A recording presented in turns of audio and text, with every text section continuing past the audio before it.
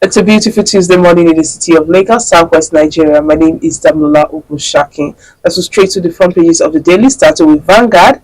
Vanguard is leading with NSA launches global manhunt as Binance official flees custody, seeks support of international community. Nigerians says he escaped from lawful custody.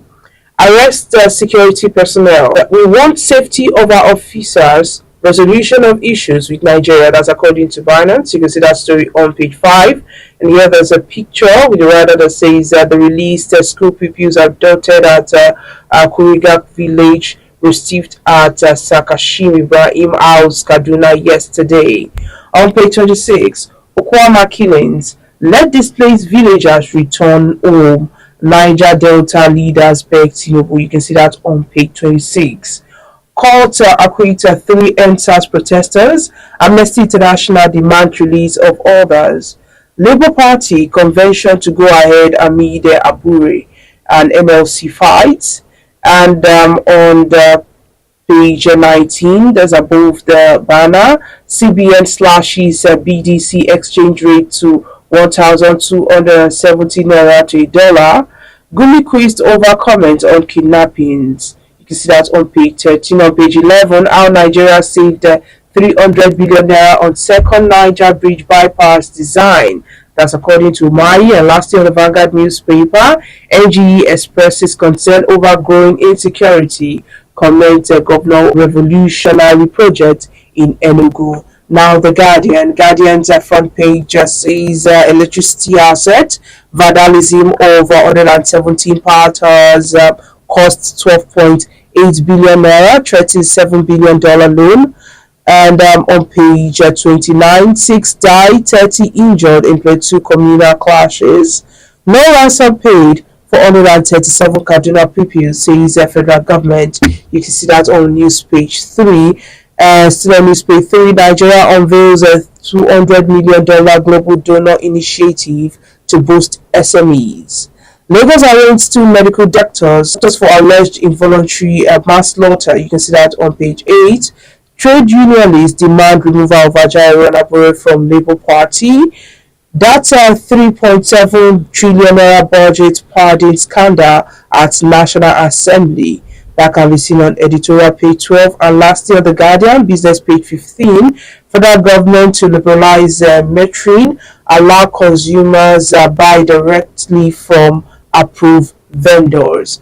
The Punch is leading this morning with Binance chief, federal government contact Interpol, soldiers held over detainees escape.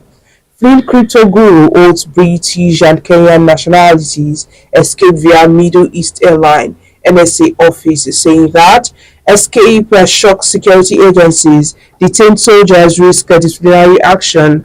Binance support probe. You can see that on page 2. And here there are 3 pictures with the writer that says Ondo farmers protest alleged farmland takeover by Chinese firm. That can be seen on page 3. Nigerians may spend over 725 billion naira on 2024 Hajj. Kaduna Ulster freed pupils. 28 kidnapped in fresh attack. Igboro Gani Adams on war part over assassination allegation. That can be seen on page 8. And stories above the banner, CBN directed BDCs to sell dollar at 1,269 naira. Federal government threatens Gumi with arrest, condemns a reckless statement. Lastly, on the Punch newspaper, federal government deducts 415 billion naira state allocations for debt servicing. And lastly, this morning we are reviewing the front page of the Nation newspaper. Nation says 6 Kaduna school children hospitalized after freedom. All 137 of us abducted were released, says pupil. Federal government, GOC, no ransom paid. That can be seen on page 2. CBN crashes retail forex rates by 3.4%. Currency reform yielding early gains. That can be seen on page 2. And 2 nominees declined to serve on panel probing Philip Shaibu. You can see that on page 5. Stories above the banner, security men under fire over Binance chief. Firm charged over tax. You can see that on news page 4. Government concedes 2% appointment quota to youth. Women retain 30%. That can be seen on newspaper 3. And lastly, on the Nation newspaper, how IPOP, other terrorist groups are funded by NFIU. That can be seen on newspaper 4 of the Nation newspaper. And that's all on the front pages of the dailies this morning. Do want to join us after the break for the analysis. Welcome back. If you're just joining us, this is Today Details on Vanguard Live. My name is Damilola Ogunshaki. Joining us to analyze the front pages of the dailies this morning is Mr. Dayo Akitobi. He is the publisher of Ilekpeju Today, Lekki Today, and Ikeja GRA Today. Good morning, Mr. Dayo. Good morning, Damilola. Good morning to all of you. Yes, thank you for joining us. Now, let's talk about the stories on the front pages this morning. We're starting with the story of the executive manager of Binance for the African region, Mr. Nadim, who escaped from detention. What do you think about his escape from detention? It is shocking beyond measure. I mean, how does such a high-profile suspect who has been taken into custody and who is under the watch of the army, for that matter, and other state security apparatus, and he's able to slip through the cordon and escape? It smells to me like there's a conspiracy at work here. I think there must have been some cooperation or connivance from some elements within government, and it won't surprise me if a large sum of money exchanged hands. There's also the possibility that he was actually let go by the government, because word is probably some high ups in government actually had a hand to play in what Binance has been accused of having done, which is money laundering and manipulating exchange rates with cryptocurrency and all that. That it's possible Binance did that to the knowledge of some high-ups and with active cooperation and collaboration of some high-ups in government. And as a result, it's a possibility that this man was going to reveal a lot of things about a lot of people. So perhaps government, in their wisdom, decided to let him go. But I think they should tell us that, as opposed to this cock and bull story about the fact that he was able to escape. Because first of all, you look at it, if you've accused somebody of something like this to the point that you've detained him and you've got a court order to hold him for a certain period of time, look at the privileges he was accorded. He wasn't kept in any prison, he wasn't kept in any cell, he wasn't kept in DSS custody. They put him in a guest house. Then he had access to a phone.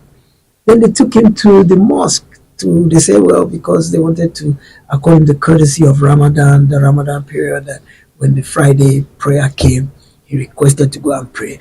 But we don't understand why couldn't he have prayed in his room or wherever he was being kept. They had to take him out to a mosque in public, which enabled his escape. Then I was able to arrange a passport, because when they apprehended him, the passport he had on him, they seized it. We understand he's a dual citizen. He's a citizen of Britain and he's a citizen of Kenya, which means he would have two passports, but apparently he only had one on him at that time. They took it through probably the telephones, calls that he was able to make, and who knows, whoever else was assisting him was able to arrange probably for another passport, perhaps a Kenyan one, and was able to get out that way. But the surprise is, at the airport, we understand he left by air on a commercial airline. At the airport, they have watch lists of suspects where your name is input into the DSS database. And I remember each and every time I've had to travel, DSS will take your passport and they will scan it through to make sure you're not on a watch list before they allow you to go. Even when you're coming into the country, they do the same thing. So it seems to be that there's some conspiracy at work here, because the thing doesn't look clean, it doesn't look neat, it doesn't look tidy. I don't think it could have happened just by a series of coincidences. I don't think so. Yes. I do think Interpol can help him with his arrest. Well, the news I just heard this morning that I'm flabbergasted about is that his family gave an interview to the BBC, and his family said he left the country legally. That's the latest thing that we don't understand. How did he leave the country legally? Meaning that he didn't escape, he was actually let go. Right? So the question then becomes, if he was actually let go, then what is the legal basis for Interpol to be hunting him? Do you understand? And the thing about it is that once you, even let's assume he escaped, Interpol, their tentacles may stretch far, but usually the only way Interpol will catch you is if you are traveling and you are entering another country, usually in border situations when you're going in or coming out.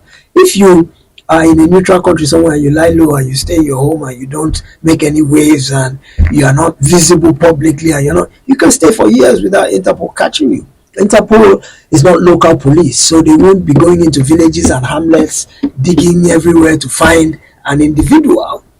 They will just they take a passive role. So if you fall into their net by chance, perhaps because you are stupid enough to try and travel somewhere, maybe on another passport or something, they will catch you. But they won't leave their offices and go and start combing forests and villages and cities trying to find a suspect for another country that really doesn't one way or another have any impact on their own day-to-day affairs. All right, let's move away from that and talk about the OKUAMA killing. So some leaders of the Niger Delta yesterday, they pleaded with the president to allow the people of the area, the OKUAMA Delta state, who fled their home about 12 days ago following the siege of the community by the Nigerian army. They pleaded that they should allow them to return home and pick the pieces of their lives. Yes. What do you think about this? Well, it's unconscionable because life has fully stopped for those innocent people. I mean, those that had nothing to do with what came about,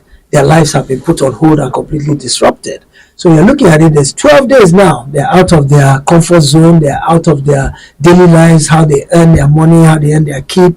Their kids are out of school.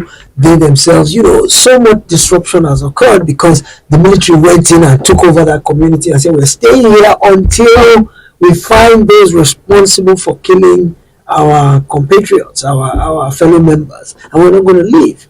And so, of course, when the people fled, they are too scared to go back now because they feel like the army will seek reprisals on them, even if they didn't know anything about what happened. So what the elders are asking basically is for the president to ask the army to withdraw so that these people can go back to their everyday lives. Well, you have to kind of balance it and look at it and say, well, truth be told, life must go on. It's unconscionable what happened and it's very tragic and sad. And yes, those who did this should be brought to book and they should be made to face justice. But it doesn't mean that life has to stop for other people, especially innocents. So there's got to be a balance somewhere where the investigation can still carry on without necessarily putting a stop to the lives of innocent people who are just residents of that community. So perhaps the army can withdraw to some extent. Perhaps these people can go back and start, as I said, picking up the pieces of their lives and trying to begin to make a living and make a normal, regular life again. They do deserve that. But do you think the army will agree? Because according to a retired wing commander, he said that the army, that losing a weapon is one of the worst thing for the army, and they will go after those who took their weapons till they reach the end of the earth. Yes, but if the supreme, if the head of the armed forces and the commander-in-chief of the Federal Republic of Nigeria issues an order for the army to withdraw, they will not resist that order. The president is the head of the army. He is their boss. He cannot tell them to do something and they refuse. I can understand the fact. The military, the worst thing they can ever do after they lose some of their men is to lose their weapons. So that is like a big embarrassment for them. And so, in addition to trying to seek out to prosecute the people who killed their fellow, they feel to do that they must be within that community. But I do believe that if the president categorically issues an order that they should withdraw, they will. They don't have any choice. But what do you think the perpetrators should do right now? The perpetrators of the crime? Of the crime. Well, when they set about doing what they went to do, I mean, we've heard a lot of stories. We don't really know the truth of what's happened. We've heard that it had to do with oil bunkering. We've heard to do that the communal clashes had to do with protecting a politically connected person in one of the villages. So there are a lot of stories flying around. But the perpetrators of the crime who did it, clearly, they had an agenda. They had a motive. Whether they will now come and surrender themselves, of course, the most ideal thing will be for them to surrender themselves and say, no, these people in this village are innocent. They had nothing to do with this Please let them go back to their normal lives. We are the ones who did it. Here we are. Put the handcuffs on us. Take us to jail. Let us stand trial and make our case when we get to court. That's the ideal. But that's not likely going to happen. People who are hardened enough to the point of eliminating 17 lives of military personnel. And remember, the military personnel, they are trained, they are armed, they are at alert. Even if they came on a peacekeeping mission, they are at alert. So for them to have been caught like this, by surprise, by ambush, caught, totally surprised, it goes to show that this wasn't just a random just attack. It was planned, it was coordinated, it was well executed. Because you don't take down 17 military men if you're just a ragtag band of misfits who just come together and are causing havoc here and there. No. These are highly trained professional soldiers. So you don't take them out just willy-nilly like that. So my thinking is that the people who did this have a focus and have an objective. So they're not going to turn themselves in and say, oh, please, on account of the villagers who have been displaced, here we are, take us and let them have their lives back. I don't think so. So what are the perpetrators going to do? Well, they've gone underground because they've not been found at this point. I hope that investigations will reveal who they are. I think there has to be some level of cooperation with the locals within the community chiefs. Somebody somewhere knows who these people are, because they can't have operated in isolation. So somebody within the community, some people within the community are probably harboring them, shielding them, covering for them. People need to begin speaking up so we can find out who these people are, bring them to book, because it's a blight on the entire country, not just on the army. So a blight on all of us, and it's a stab in our heart that such a thing could have happened to the gallant forces who are defending our country and defending us. Before we move to the final topic for the day, I want you to just comment on the release of the 137 Guraga school children and the teachers. Those who were it's heartwarming. We're pleased that they're back home. To me, I think that's the most important thing. There have been a lot of corollaries and a lot of stuff. The latest one I heard was, how come they all had new clothes on already within a day of being rescued? They were already dressed in uniform, nice, beautiful clothes. This must have been planned. They can't have sewn that many outfits for 137 people within a few hours. That by the time they went to government house yesterday evening, they were all wearing lovely, beautiful, and so there's all kinds of conspiracy theories coming up. But for me, I think the most important thing for now is that the children are back. Let them be returned to their parents. Let them receive some counseling to help them recover from the trauma. Let's celebrate their return. The issue of who did it, was ransom paid, have they arrested anybody, those are secondary issues. Not to say we'll let those go, we will get to them. But for now, let's breathe a sigh of relief that they've come back. I like some of the things that are coming out of the incident. Like the president has said he's going to create a set of school marshals. Yes. He's going to create a fighting force or a defensive force that will be stationed in the various schools. And their job will be to prevent this kind of thing from happening. So if positive steps like that are coming out of this, let us look at those kind of things and not be detracted by the negatives. All right, let's go to Ondo State. So farmers from different communities in the a local government in Ondo State on Monday, they took to the streets in protest against the alleged decision of the state government to take over their farmlands for leasing it to a Chinese company. Okay. Well, let's not focus on who they leased it to. Let's focus on the fact that the state government is trying to attract investment. The state government is trying to increase its IGR. It's trying to go into public-private partnerships that will develop the state, create employment, move it forward. So they found a company or a group of people who can bring in mechanized agriculture, who can do agriculture on a larger scale. And they've gone into some kind of agreement, because remember, the state government owns all the land. right? All the land, even the land where we sit on now, is owned by the state government. Even if you have a COO for it, government can withdraw it at any time. But these small farmers, they are settlers from 200 years ago.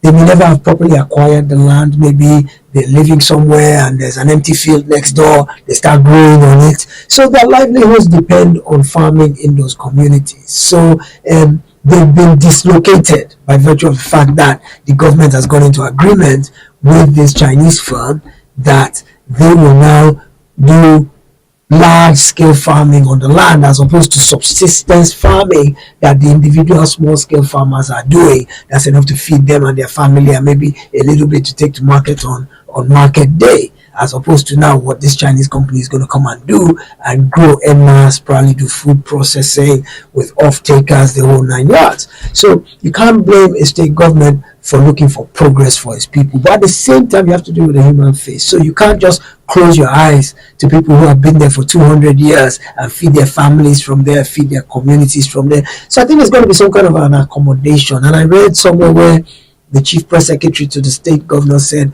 the grievances of the protesters have been noted and government will look and see what it can do. I think there can be some kind of an accommodation where the Chinese company or whatever company it is can take those people on board, either as employees or as partners, to where they can work together, maybe allocate those ones a particular crop to grow. There's all kinds of synergies that can be exploited between the two, to where it doesn't have to be win-win for the Chinese and lose-lose for the local farmers. They can still find a way to accommodate each other, and it's the state government that has to take the lead in creating that enabling environment for both the Chinese and the local farmers. Because remember, at the end of the day, the local farmers, they are citizens and indigenous of the state. They are voters. So government can't afford to turn a blind eye to their pain and say we don't care in the name of generating IGR. No, you have to care about the plight of your citizens. That's what government is all about. Government is about compassion and understanding and empowerment and seeking progress for all. So you can't dislocate one group of people and be, lackadaisical or nonchalant or I could care less about it. So I think the government has a role to play here to cushion the effect by finding a way to subsume, for the Chinese to subsume these dislocated small-scale farmers. As long as they are all, at the end of the day, looking for food security for those states, whether on a small scale or on a large scale, they can work together. But do you think they will agree to work under the Chinese? Well, any businessman worth his salt will always look for the lowest possible cost and maximization of profit. That's what capitalism is all about. So I don't think that's unique to the Chinese. I think any businessman anywhere in the world will look for the cheapest possible labor. Look at in America, for example, they don't produce almost anything anymore. They farmed it all out to where there's cheap labor. All their cars are built in Mexico. They go to all their clothes, all the Nike, the Puma, all the nice stuff you wear, it's all being sewn in Vietnam. It's all being sewn in Thailand because cost of labor is cheap. That's just a factor of doing business. You look for where you can get the cheapest labor. So if Chinese are coming here and they say, one thing I guarantee you is, if they're doing business in a way that they've registered properly with the government and all that, they can't do cheap labor to the point that they won't pay minimum wage because they'll be in violation of the law. It's only if they're doing shady business underground that's not official that they can exploit people, because they know that, oh, we're hungry, we're poor, they can throw crumbs at us and we'll accept it. But if this is the state government that is leasing this land to them, that means it's official. They're doing things according to the book because they are registered with the government. So they can't break law. At the very minimum, they'll have to abide by the existing law. So if the existing law in Nigeria says minimum wage is 30,000, whether Ondo State is paying it to civil servants or not, the Chinese will be bound by that. But let's not come down hard on them and say they're always looking for cheap labor. I think that's just a factor of doing business globally anyway. Okay. Let's send this on a lighter note with Mr. and Mrs. this morning. And the first person speaking is Mrs. Mrs. says, I heard you telling your friend that no woman can take your place as the head of the family. If I give you 20,000 naira out of my salary, what am I? Mr. says, a giver. Remember they say, givers never lack. Okay, well, yeah, let Mr. take the money, but once he takes the money, he loses some of his stature. I tell you that. Well, it doesn't really work that, because especially now people work together. They do. Now. Because we were out yesterday talking to women, still in celebration of this Women's Day, Yes. and they made us to understand now that in the home it's hardly almost impossible for the man to just carry the whole load, especially with this economy. Very true, but Mr. is a very dogmatic, strong-headed person who has always played the patriarchal role, and I'm the man of the household. Go and bring my food. So he will take the money and put it in his pocket, but he will still demand his right as the head of the household just because he's Mr. Thank you for joining us, Mr. Dio. Pleasure is always all mine. Yes, do want to like and follow us on all our social media platforms showing on your screen on Facebook, Instagram, Twitter, TikTok. You can also visit our website www.vanguardnj.com to get more of our top stories. My name is Damlola Ogunshaki. Have a lovely Tuesday.